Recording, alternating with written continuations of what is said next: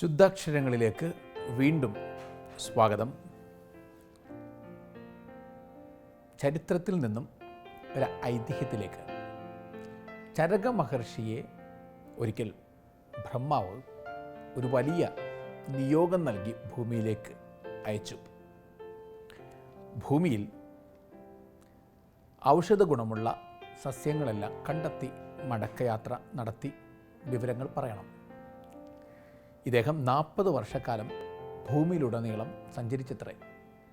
എന്നിട്ട് അദ്ദേഹം മറുപടിയായി ബ്രഹ്മാവിന് മുമ്പിൽ ചെന്ന് പറഞ്ഞതിങ്ങനെ: ന ജഗത്തേവം അനൗഷധം, ഔഷധ ഗുണമല്ലാത്തതായി ഒരു സസ്യവും എനിക്ക് കണ്ടെത്താൻ പറ്റിയില്ല.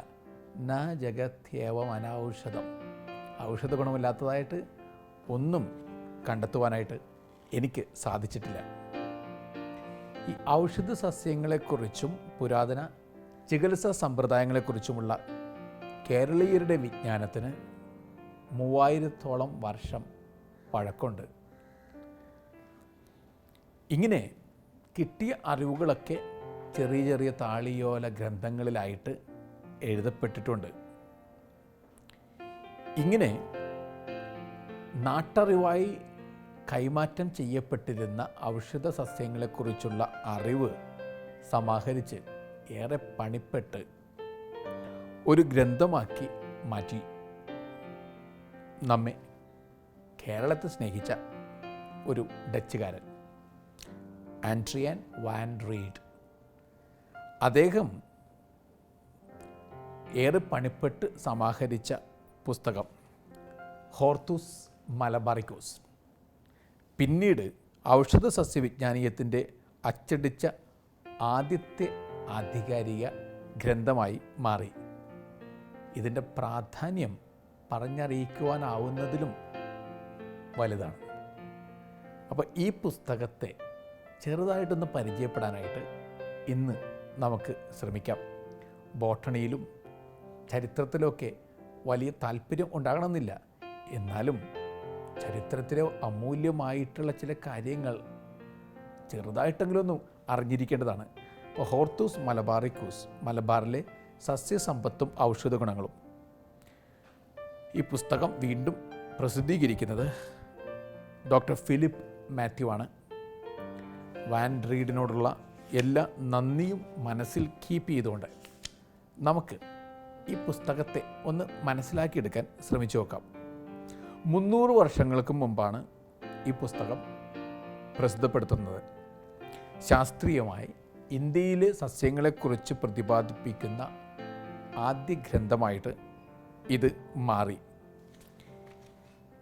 ഇനി മറ്റൊരു പ്രത്യേകത, സാമൂഹിക വ്യവസ്ഥിതിയെക്കുറിച്ച്, അതായത് മലബാറിൽ നിലനിന്നിരുന്ന സാമൂഹിക വ്യവസ്ഥിതിയെക്കുറിച്ച് വളരെ വ്യക്തമായൊരു ചിത്രം ഈ പുസ്തകത്തിലൂടെ നമുക്ക് ലഭിക്കുന്നുണ്ട്. പിന്നെ ഇന്ത്യയുടെ, പ്രത്യേകിച്ചും കേരളത്തിൻ്റെ ചരിത്രം ഇതിൽ അനാവരണം ചെയ്യപ്പെടുന്നു. ഭാരതീയ വൈദ്യശാസ്ത്രത്തെക്കുറിച്ച് വളരെയധികം മതിപ്പുളവാക്കുന്ന ഒന്നാണ് ഈ ഗ്രന്ഥം. സാധാരണ ചില വിദേശീയർക്കുണ്ടായിരുന്നൊരു പുച്ഛഭാവം വാൻ റീഡിന് ഉണ്ടായിരുന്നില്ല.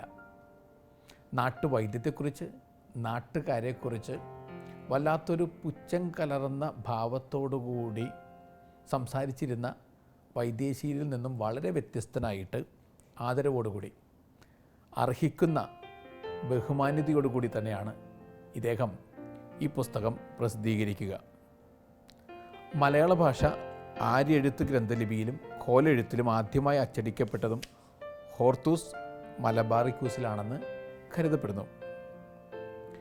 ഇനി ഈ പുസ്തകത്തിൽ 780 സസ്യങ്ങളെക്കുറിച്ച് 12 വാല്യങ്ങളായി ലത്തീൻ ഭാഷയിലുള്ള വിവരണങ്ങളും 791 ചിത്രങ്ങളും മലയാളം, കൊങ്കിണി, പോർച്ചുഗീസ്, ഡച്ച് ഭാഷകളിൽ ചെടികളുടെ പേരും നൽകപ്പെട്ടിട്ടുണ്ട്.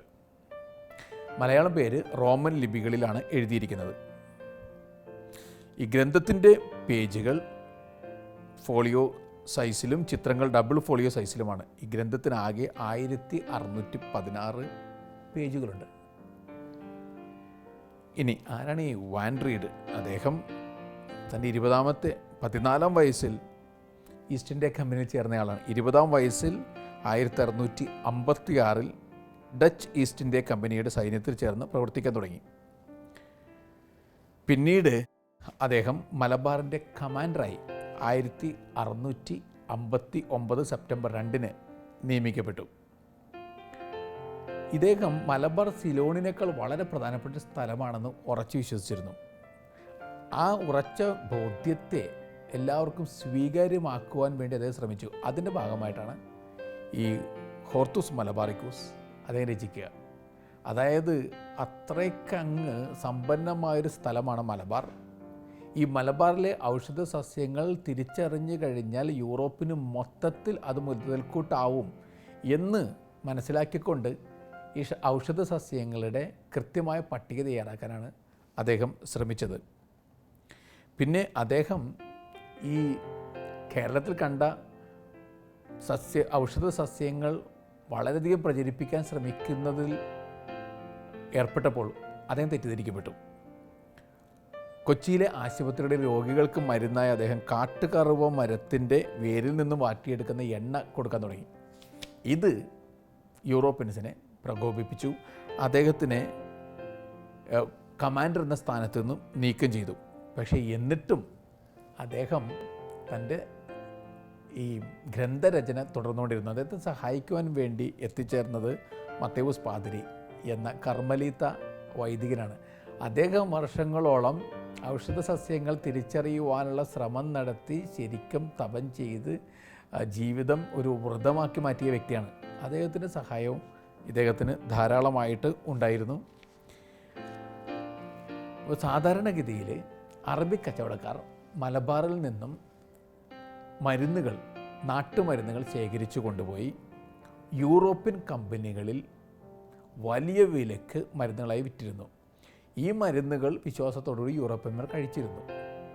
അപ്പോൾ ഇതിലെ വിഡ്ഢിത്തം മനസ്സിലാക്കിക്കൊണ്ട് ഇദ്ദേഹം കൃത്യമായ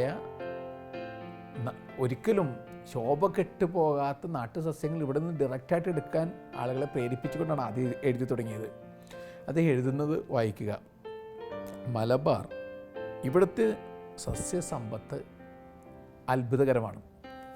കാടെല്ലാം വെട്ടിത്തെളിച്ച് കാടിനെ മരുഭൂമിയാക്കിക്കൊണ്ടിരിക്കുന്നവർ ഈ ഏറെ വർഷങ്ങൾക്ക് മുമ്പ് എഴുതപ്പെട്ട ഈ വാചകങ്ങളൊന്ന് വീണ്ടും കേൾക്കുന്നത് നല്ലതാണ്. മലബാറിൻ്റെ സസ്യസമ്പത്ത് അത്ഭുതകരമാണ്. സ്ഥലങ്ങൾ മുഴുവൻ ചെടികളാൽ നിറഞ്ഞിരിക്കുകയാണ്. മലകളിൽ ഇടതൂർന്ന കൊടും കാടുകളാണ്. വലിയ പാറകളിൽ പോലും മരങ്ങളും ചെറുചെടികളും ധാരാളമായി കാണാം. ലോകത്തിലെ ഏറ്റവും വളക്കൂറുള്ള ഒരു പ്രദേശമാണ് ഇതെന്ന് വിശ്വസിപ്പിക്കുവാൻ എന്നെ പ്രേരിപ്പിക്കുന്നത് ഈ സസ്യ സമ്പത്താണ്. ഇപ്പം വാൻ റീഡ് വിളിക്കുക ലോകത്തിലെ ഏറ്റവും വളക്കൂറുള്ള മണ്ണ് മലബാറിലെ മണ്ണ് ആണ് എന്നാണ്. അഭിമാനത്തോടെയും കുറ്റബോധത്തോടെയും കേൾക്കണം ഈ വരികൾ. ഇനി പലപ്പോഴും ഈ ചെടികളുടെ ഇലയും തണ്ടും വേരും പൂക്കളും ഞാൻ പരിശോധിച്ച് നോക്കിയിട്ടുണ്ട്. മാത്രമല്ല ഇന്ത്യൻ പട്ടാളക്കാരോട് ഇവയെക്കുറിച്ച് ചോദിച്ചാൽ ഓരോ ചെടിയുടെ പേരും ഔഷധ ഗുണങ്ങളും ഉപയോഗവും അവർ പറഞ്ഞു തരുമായിരുന്നു. അതായത് പണ്ടത്തെ ആളുകൾക്ക്, ഏത് തട്ടിലുള്ള ആളുകൾക്കും ഔഷധ സസ്യങ്ങളെക്കുറിച്ചുള്ള അറിവ് കാണാപ്പാടായിരുന്നു. എന്നെ കേട്ടിരിക്കുന്ന മാതാപിതാക്കളെ, ഒരു നല്ല കർമ്മം നിങ്ങൾ അനുഷ്ഠിക്കണം. നിങ്ങളുടെ മക്കൾക്ക് പറഞ്ഞു കൊടുക്കുക ചുറ്റിലുള്ള ലോകം എന്താണെന്ന്. ഈ കമ്പ്യൂട്ടറിലും ടി വിയിലും കുടുങ്ങിക്കിടക്കുന്ന കുട്ടികളെ ഇടയ്ക്കൊന്ന് വെളിയിലേക്ക് ഇറക്കണം. ചെരുപ്പൊക്കെ ഇടാതെ അവർ ഈ ഭൂമിയുടെ പച്ചപ്പിലൂടെ നടക്കട്ടെ, ആ നനവറിയട്ടെ, ഭൂമിയുടെ സൗമ്യമാർന്ന സ്പർശം എന്തെന്ന് അവർ തിരിച്ചറിയട്ടെ. പിന്നെ ചുറ്റിലും നിറഞ്ഞു നിൽക്കുന്ന ഔഷധ സസ്യങ്ങളുടെ ഹരിത ഭംഗിയാർന്ന കാഴ്ച അവർക്കൊന്ന് കാട്ടിക്കൊടുക്കുക. അവർ തിരിച്ചറിയട്ടെ അവരെ പൊതിഞ്ഞു നിൽക്കുന്നത് ആരോഗ്യമാണെന്നും ഇപ്പോൾ ഈ ഫ്ലാറ്റിനകത്തെ അവരുടെ മുറിക്കുള്ളിൽ അനാരോഗ്യമാണ് അവരെ പൊതിപ്പിച്ചിരിക്കുന്നതെന്നും. ഇതൊന്നും മനസ്സിലാക്കി കൊടുക്കണം. നിങ്ങളുടെ കുട്ടികളെ പ്രപഞ്ചത്തിൽ നിന്ന് അകറ്റിക്കളയരുത്. പ്രപഞ്ചത്തിനോട് അടുപ്പിക്കണം. അമ്മയാണ് ഭൂമി, ഭൂമിയോട് അടുപ്പിക്കണം. ഭൂമിയിൽ നിന്ന് ഒരുപാട് അകറ്റുന്നത് പാപം തന്നെയാണ്. വീണ്ടും ഞാൻ വായനയിലേക്ക് തിരിയുകയാണ്. ഈ അസുഖങ്ങൾ എന്തെങ്കിലും ഉണ്ടായിക്കഴിഞ്ഞാൽ ഇന്ത്യക്കാർ അത് പ്രയോഗത്തിൽ, അതായത് ഈ മരുന്ന് പ്രയോഗത്തിൽ വരുത്തുന്നതും കാണുകയുണ്ടായി. അവർ സസ്യശാസ്ത്രത്തിലോ വൈദ്യത്തിലോ അറിവ് സമ്പാദിച്ചവരല്ല, സാധാരണ പട്ടാളക്കാരനാണ് എന്ന കാര്യവും പ്രത്യേക സ്മരണീയമാണ്. വീണ്ടും വാൻ റീഡ് എഴുതുന്ന കാര്യം ഒന്നും കൂടി ഹൃദയപൂർവ്വം കേൾക്കണം. അദ്ദേഹം എഴുതുന്നു, ഇവിടുത്തെ ആളുകൾ ദീർഘായുസ്സുള്ളവരായി കാണപ്പെടുന്നു. വീണ്ടും ആ വരികളൊന്ന് കേൾക്കുക. ഇവിടുത്തെ ആളുകൾ ദീർഘായുസ്സുള്ളവരായി കാണുന്നു. കാരണം നാട്ടുകാരായ വൈദ്യന്മാരാണ് ഇവരെ ചികിത്സിക്കുന്നത്. ചികിത്സകൾക്ക് ആവശ്യമായ മരുന്നുകളെല്ലാം ഇവിടെ തന്നെ സുലഭമായിട്ടുണ്ട്. നമുക്ക് നമ്മുടെ സ്വന്തം നാട്ടുവൈദ്യത്തിൽ വിശ്വാസം പോയി. അതുകൊണ്ട് കടൽ കടന്നെത്തിയ മരുന്നുകളിൽ അമിതമായ വിശ്വാസം നമ്മൾ വെച്ചു. എന്നിട്ട് കശാപ്പ് ശാലകളിലേക്ക് കൊല ചെയ്യപ്പെടാൻ പോകുന്ന കുഞ്ഞാടുകളെ പോലെ നമ്മൾ ആശുപത്രിയിലേക്ക് ആനയിക്കപ്പെടുകയാണ്. ചില ആളുകൾക്ക് എന്തൊരു രോഗമുണ്ട്. ആ രോഗം ശരീരത്തിൻ്റെ രോഗമല്ല. ഒരുപാട് മരുന്നൊക്കെ കിട്ടിക്കഴിയുമ്പോൾ സന്തോഷിക്കുന്ന ആളുകളെ ഞാൻ കണ്ടിട്ടുണ്ട്. സൈക്കോളജി പറയുന്നത് ഡോക്ടർ ഷോപ്പിംഗ് എന്ന്, ഹൈപ്പോകോൺട്രിയാസിസ് എന്നും പറയും. അതായത് ചില മനുഷ്യർക്ക് മാറാത്ത തീരാത്ത രോഗമാണെന്നുള്ള തെറ്റിദ്ധാരണയാണ്. ഒരു ഡോക്ടറിൽ നിന്നും മറ്റൊരു ഡോക്ടറിലേക്ക് ഓടി നടന്ന് പല പല മരുന്നുകളൊക്കെ സംഭരിച്ച് കഴിയുമ്പോൾ അവർക്ക് വല്ലാത്ത സന്തോഷമാണ്. ഒരുപാട് മരുന്ന് കിട്ടി. ഇനി അധികം മരുന്ന് കൊടുക്കാത്ത ഡോക്ടർമാരോട് അവർക്ക് പുച്ഛമാണ്. ഇയാൾ യഥാർത്ഥ ഡോക്ടറാണോ? അപ്പോൾ ഇഷ്ടം പോലെ മരുന്ന് കിട്ടിക്കഴിയുമ്പോൾ ഒരു സന്തോഷമാണ്. ഇനി വൃദ്ധരായ ചില മനുഷ്യർക്ക് ഒരു അസുഖമുണ്ട്. ആ അസുഖം എന്താണെന്നറിയോ? ICUയിലൊക്കെയാണ് ഞാൻ കുറച്ചാൾ കിടന്നത് എന്ന് പറയുന്നത് എന്തോ ഒരു ആത്മനിർവൃതി നൽകുന്ന കാര്യം പോലെയാണ്. കുറച്ചധികം നാളായിട്ട് ഞാൻ ആശുപത്രിയിലാണ്, ICUയിൽ 2 പ്രാവശ്യം കിടന്നു, അറ്റാക്ക് 4 പ്രാവശ്യം വന്നു എന്നൊക്കെ പറയുന്നത് ഭയങ്കര സ്റ്റാറ്റസ് സിമ്പിളായി മാറിക്കൊണ്ടിരിക്കുകയാണ്. പ്രഷറുണ്ട്, കൊളസ്ട്രോൾ ഹൈ ആണ് എന്നൊക്കെ പറയുന്നത് ഏതൊക്കെയോ ആഠ്യത്വത്തിൻ്റെ ലക്ഷണമാണത്രേ. മണ്ടത്തരമാണ്. മണ്ടത്തരമൊക്കെ ചാക്കി കെട്ടിയിട്ട് ചുവന്ന് നടക്കുന്ന വിഡ്ഢികളാണ് നമ്മൾ ഓരോരുത്തരും. അപ്പം അതുകൊണ്ട് ഈയൊരു സംഗതിയിൽ നിന്നും നമ്മുടെ ശ്രദ്ധ ഇതിൽ എഴുതിയിരിക്കുന്ന കാര്യത്തിലേക്ക് വരിക. ഇവിടെയുള്ള മനുഷ്യർ ദീർഘായുസ്സുള്ളവരായി കാണുന്നു. കാരണം നാട്ടുകാരായ വൈദ്യരാണ് ഇവരെ ചികിത്സിക്കുന്നത്. ചികിത്സകൾക്ക് ആവശ്യമായ മരുന്നുകളെല്ലാം ഇവിടെ തന്നെ സുലഭമായിട്ടുണ്ട്. വാൻ റീഡിന് നന്ദി, വർഷങ്ങൾക്ക് മുമ്പ് ഇങ്ങനെ കുറിച്ചു വെച്ചതിന്. ഇനി വീണ്ടും അദ്ദേഹം പറയുന്നത് ശ്രദ്ധിക്കുക.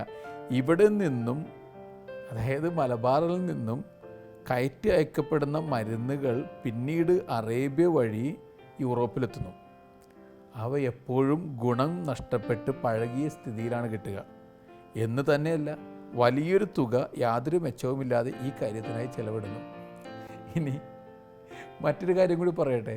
ഇവിടുത്തെ നന്മ നിറഞ്ഞ ഈ നാട്ടിൽ നിന്നും ചില നാട്ടറിവുകൾ ആളുകൾ ശേഖരിച്ച്, നാട്ടുവൈദ്യവും ശേഖരിച്ച് യൂറോപ്പിലെത്തുന്നു. അവിടെ നിന്ന് വലിയ ക്യാപ്സ്യൂളാക്കി കളർ നിറഞ്ഞ വർണ്ണം ഇങ്ങനെ തിങ്ങി നിൽക്കുന്ന പാക്കറ്റുകളിലൊക്കെ നമ്മൾക്ക് കിട്ടുമ്പോൾ നമ്മളെന്തോ ഭയങ്കര സംഭവം കിട്ടിയെന്ന മട്ടിൽ ഒരുപാട് കാശ് മുടക്കി അത് വാങ്ങുകയാണ്. ഇതിനൊക്കെയല്ലേ വിഡ്ഢിത്തം എന്ന് 1000 വട്ടം പറയേണ്ടത്.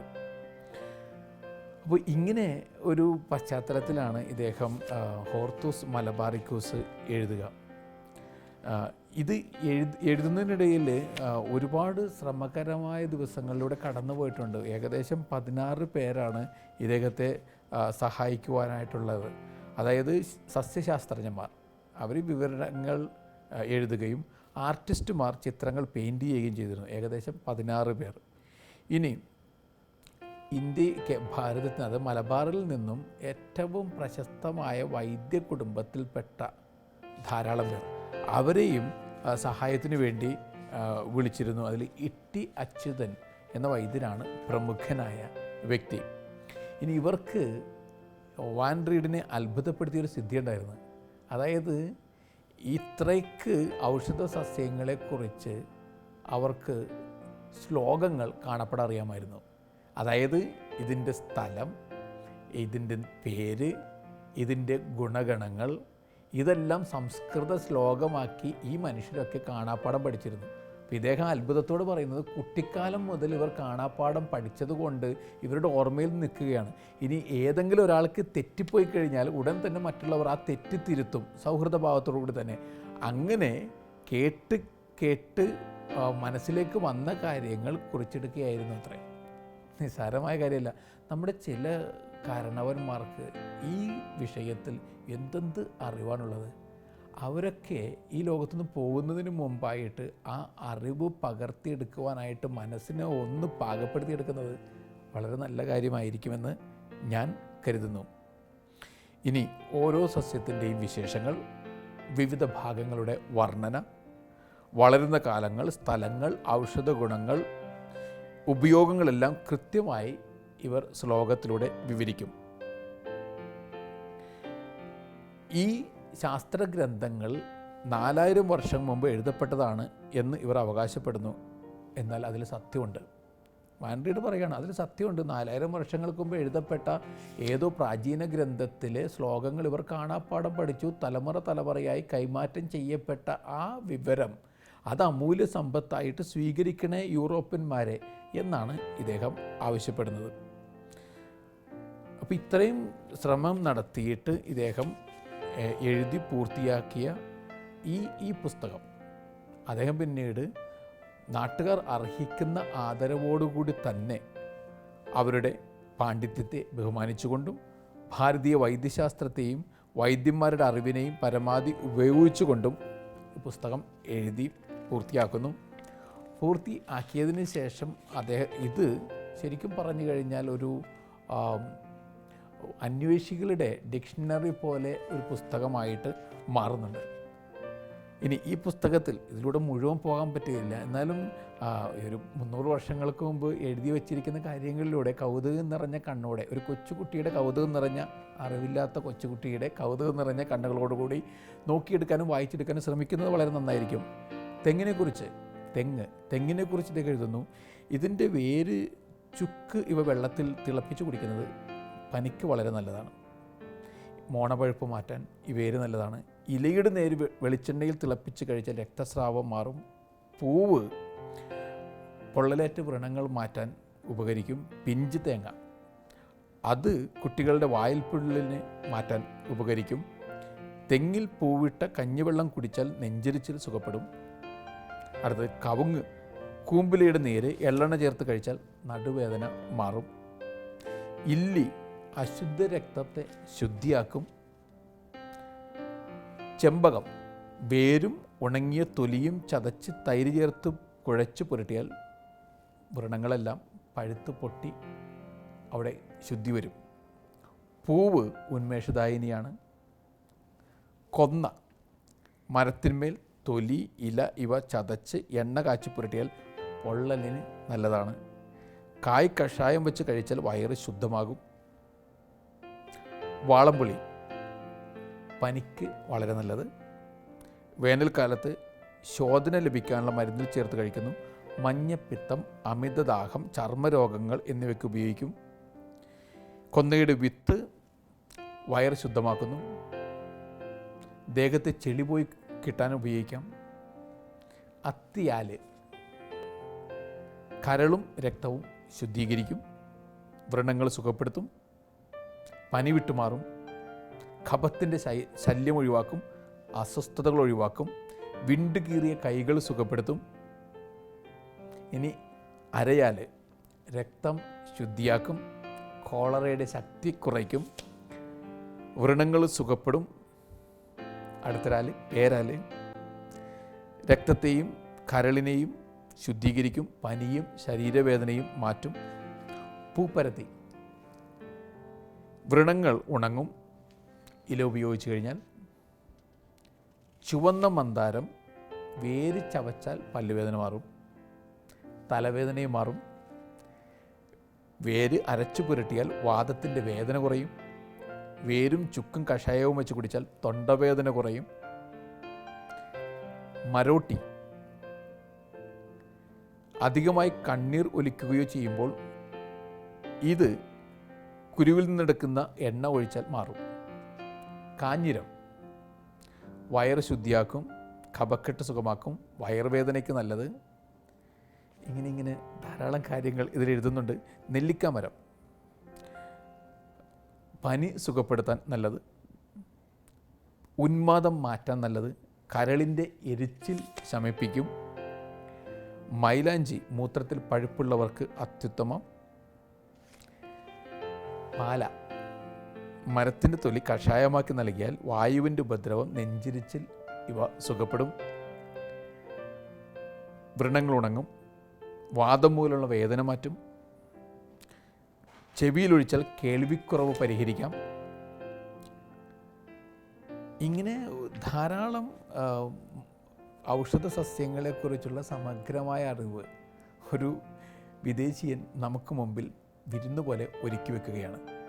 കടപ്പിലാവ് ചെടിയുടെ നീര് ചതച്ച് പിഴിഞ്ഞെടുത്ത് ഇത്തിയിലയുടെ നീരും ചേർത്ത് വാദമുള്ള ഭാഗത്ത് പുരട്ടിയാൽ നല്ലത്. വേര് വെള്ളത്തിൽ അരച്ചു പുരട്ടിയാലും നല്ലത്. കറുവ വാദത്തിന് വളരെ നല്ലത്. ഇത് മരുന്ന് ഉള്ളിൽ കഴിച്ചാൽ ആസ്മയും ശ്വാസകോശ സംബന്ധിയായ അസുഖങ്ങളും സുഖപ്പെടുന്നു. ഹൃദയ സംബന്ധമായ അസുഖങ്ങൾക്കും വിയർപ്പുണ്ടാകുവാൻ പാനീയങ്ങളിലും ഇതൊക്കെ വളരെ നല്ലതാണ്.